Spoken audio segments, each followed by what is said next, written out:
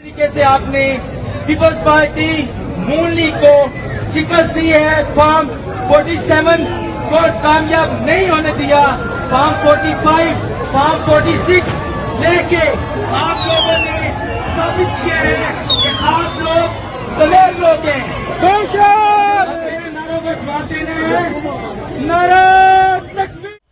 अस्सलामुअलैकुम दोस्तों, गिलगित बल्तिस्तान का इलेक्शन अब तक हो भी चुका है और इस हवाले से मुख्तलिफ टीवी चैनल्स पर और तमाम तर सोशल मीडिया चैनल्स पर कल शाम से अब तक मुतवातिर तरह तरह की खबरें चल रही हैं। बल्कि वो तमाम मेन स्ट्रीम टीवी चैनल्स जिनके ऊपर कहा जा रहा था कि एक हद तक शाह से ज़्यादा शाह का वफादार होने के हवाले से खबरें चलती हैं या उन लोगों की खबरें चलती हैं जो इस वक्त पाकिस्तान के अंदर हकीकी मानों में कहीं ना कहीं इक़्तिदार के मज़े लूट रहे हैं, या तमाम तर पाकिस्तान का पॉलिटिकल सिस्टम जिन चंद लोगों के हाथों में है उनके हवाले से कुछ टीवी चैनल्स या उनके सोशल मीडिया अकाउंट्स जो खबरें चलाते हैं, कल शाम तक बल्कि रात गए तक उन चैनल्स ने भी पीटीआई की जीत की खबरें चलाई। यहाँ तक कि फॉर्म 45 को भी शो किया और वाज़े अंदाज में फॉर्म 45 को इस तरह से शो किया कि जैसे अब कोई मैनिपुलेशन नहीं हो सकेगी और पीपल पार्टी और नून लीग को वाज़े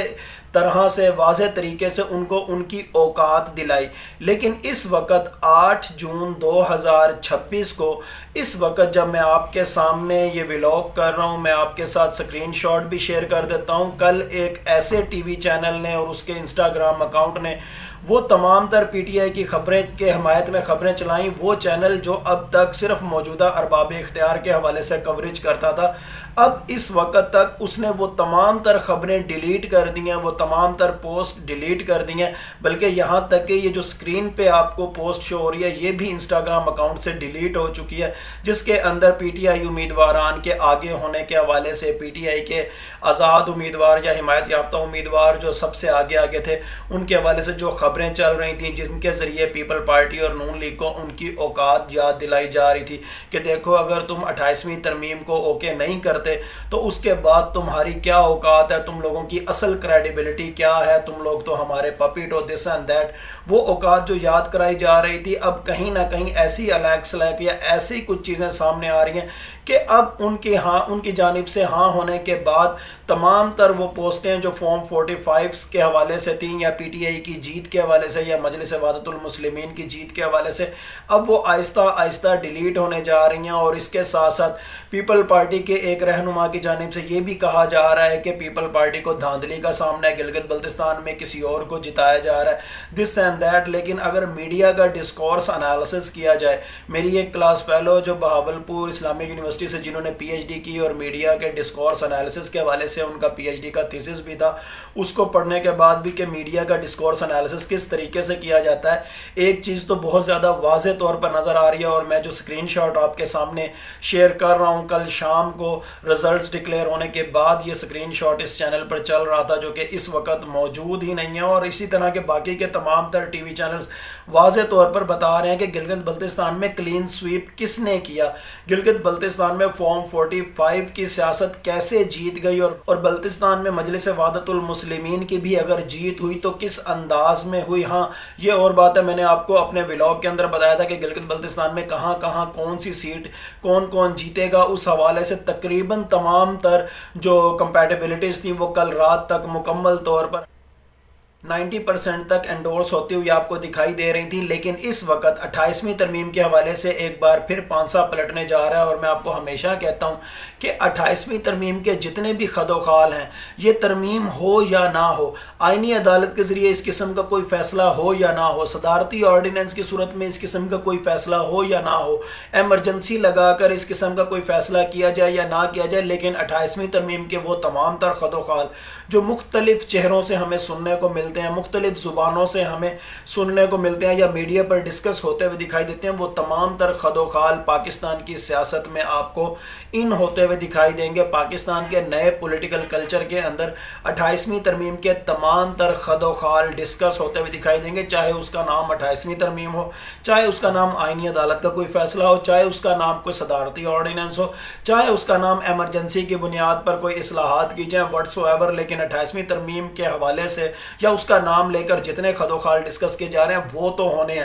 چاہے ان کو پیپل پارٹی سپورٹ کرتی ہے یا نہیں کرتی، چاہے ان کو نون لیگ سپورٹ کرتی ہے یا نہیں کرتی، یا چاہے وہ کوئی چند لوگ اس کو ڈرافٹ کر کے پیش کرنا چاہتے ہیں یا نہیں کرتے، یا چند لوگوں کا اس میں اپنا مفاد ہے یا نہیں ہے۔ ہر دو صورتوں کے اندر 28ویں ترمیم کے حوالے سے میں آپ کو بارہا کہتا ہوں کہ کم از کم عوام کا اس میں ضرور فائدہ ہے، پاکستانی عوام کا اس میں ضرور فائدہ ہے، اور پاکستان کا اس میں ضرور فائدہ ہے۔ اور اس کے تناظر میں اگر چند لوگ یہ سمجھ رہے ہیں کہ اس کے ذریعے وہ پاکستان کے اندر اتھارٹیرینزم یا ٹوٹالیٹیرینزم کو ایکسپیرینس کر لیں گے، تو تب بھی ٹائٹ فیڈریشن کی صورت میں اس کا پاکستانی عوام کو بھی فائدہ ہے۔ اور اسی ضمن میں یہ بھی واضح طور پر نظر آتا ہے، میں آپ کو ہمیشہ کہتا ہوں کہ پی ٹی آئی یا عمران خان کی جو لائک مائنڈڈنس ہے اس کو بھی اس کا بہت زیادہ فائدہ ہوگا، اور 28ویں ترمیم کے جتنے بھی خدوخال ہیں کہیں نہ کہیں اس کے فروٹس عمران خان اور اس کی لیگیسی نے انجوائے کرنے ہیں۔ ابھی جو اس وقت آپ کو گلگت بلتستان کے رزلٹس کے حوالے سے جو کچھ بھی نظر آ رہا ہے، اس زمن میں پی ٹی آئی کی کلین سویپ عمران خان کے نام پر تو ہو چکی، پی ٹی آئی کے حمایت یافتہ جو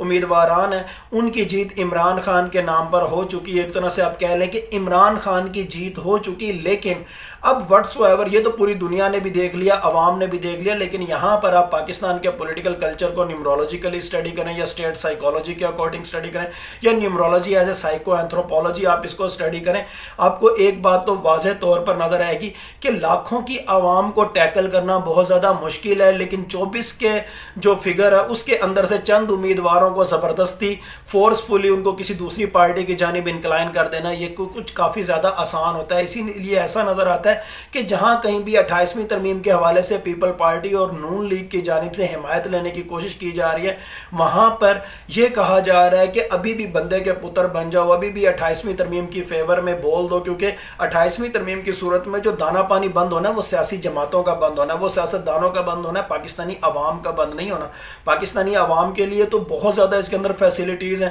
کہ صحت اور تعلیم تمام پاکستان کی ایک ہو جائے گی، پورے ملک میں ایک جیسا نظام ہو جائے گا، نئے صوبے بنیں گے تو نئے پبلک سروس کمیشن بنیں گے، نئی جابز اپرچونٹیز آئیں گی، اور بارہا لاہور، کوئٹہ، کراچی یا اسلام آباد کی طرف یا پشاور کی طرف رخ کرنے کی بجائے نئے صوبے ہوں گے تو نئے مرکز ہوں گے، صوبائی دارالخلافہ نئے ہوں گے، تو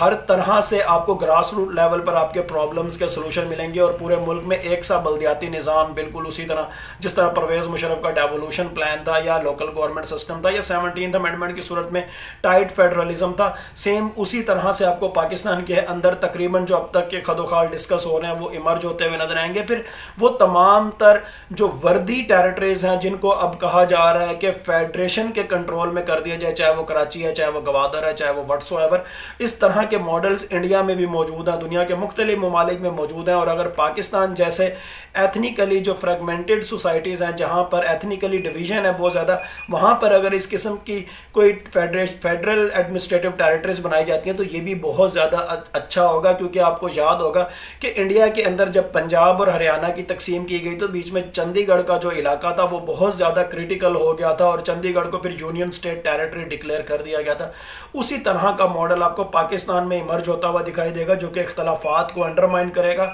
اور اس زمن میں بھی یہ تمام تر چیزیں پاکستانی عوام کے لیے بہت زیادہ فائدہ مند ہونے والی ہیں۔ لیکن سیاستدانوں کا کیونکہ دانا پانی بند ہو جاتا ہے، سیاستدانوں کا دانا پانی کسی کا لاہور کے ساتھ چل رہا ہے، کسی کا سندھ کے ساتھ چل رہا ہے، اور سیاسی جماعتوں کا یہی دل کرتا ہے کہ ان کا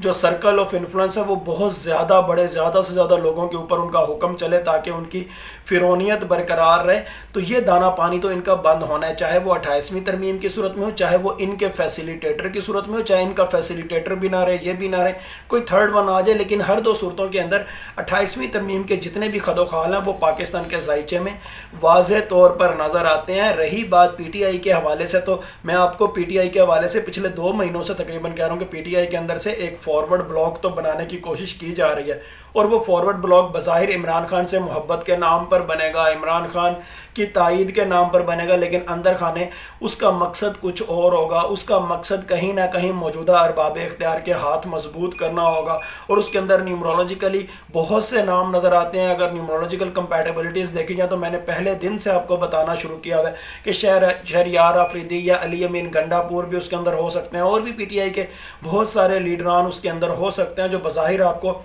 ایسا نظر آئے گا کہ پی ٹی آئی سے محبت کے دعوے کرتے ہوئے نظر آ رہے ہیں. اسی طرح گلگت بلتستان میں آزاد امیدواروں پر بھی پریشر پڑتا ہوا آپ کو نظر آ سکتا ہے، کیونکہ عوام کو کنٹرول کرنا بہت زیادہ مشکل ہو جاتا ہے، لیکن ان کے چند نمائندوں کو کنٹرول کرنا بہت زیادہ آسان ہو جاتا ہے. لیکن گلگت بلتستان کے الیکشن اور 8 فروری 2024 کے اوورال پاکستان کے الیکشن انہوں نے بتلا دیا کہ اصل ووٹ عمران خان کا ہے، اور یہی چیز 27 جولائی 2026 کو جو آزاد کشمیر میں الیکشن ہوں گے اس زمن میں 27 جولائی 2026 کا نمبر بھی 8 آتا ہے، اور پی ٹی آئی کا یا پاکستان تحریک انصاف کا نمبر بھی 8 ہے. وہاں پر بھی اصل رزلٹ آپ کو عمران خان کی فیور میں جاتے ہوئے دکھائی دیں گے. لیکن اگر اب آپ یہ بات کریں کہ عمران خان کی حکومت کیوں نہیں بنتی، تو میں بارہا آپ کو کہہ چکا ہوں کہ پی ٹی آئی کی جو موجودہ جو پی ٹی آئی ہے، جو کرنٹ پی ٹی آئی ہے، اس کے جو لیڈران ہیں ان کا ذائچہ بنایا جائے تو ان کا تعلق عمران خان کی رہائی کے ساتھ بالکل بھی نظر نہیں آتا. عمران خان کی رہائی کا تعلق ایرانینائزیشن آف دا ریجن کے ساتھ نظر آتا ہے، ایرانینائزیشن آف اسٹیٹ آف ہرمز کے ساتھ نظر آتا ہے، ایرانینائزیشن آف ویسٹ ایشیا کے ساتھ نظر آتا ہے.